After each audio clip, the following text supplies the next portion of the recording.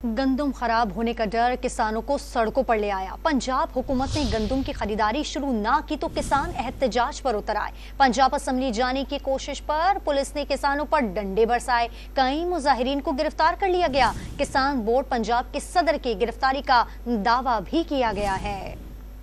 गंदम की खरीदारी में ताखीर पर पंजाब के किसान सरापा एहतजाज। लाहौर में मुजाहिरीन ने पंजाब असेंबली जाने की कोशिश की तो पुलिस ने धावा बोल दिया और डंडे बरसाए।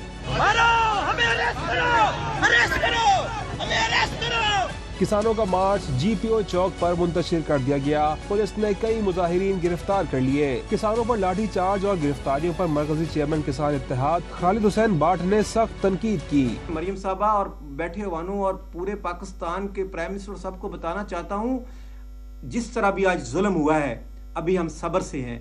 और जब हमारा सब्र का पैमाना लिबरेज हुआ, जब पूरे पंजाब और पाकिस्तान में हमने हड़ताल की कॉल दे दी, आपसे रोका नहीं जाएगा। किसान बोर्ड ने एहतजाज की कॉल देने पर बोर्ड के सदर रशीद बिन हाला की गिरफ्तारी का भी दावा किया। किसानों के एहतजाज के पेश नजर लाहौर के दाखिली और खारजी रास्तों पर भारी पुलिस नफरी भी तैनात की गई थी। इधर जिला साहिवाल में 28 किसानों को लाहौर धरने में जाने से रोकने के लिए गिरफ्तार कर लिया गया। पुलिस के मुताबिक गिरफ्तारी डिप्टी कमिश्नर के अहकामात पर 16 MPO के तहत की गई। किसानों से यकजहती के लिए कल जमात इस्लामी की जानिब से भी पंजाब भर में धरनों का ऐलान किया गया है। वज़ीर आज़म के हुक्म के बावजूद पंजाब हुकूमत की जानिब से किसानों से गंदम की खरीदारी अब तक शुरू नहीं की गई।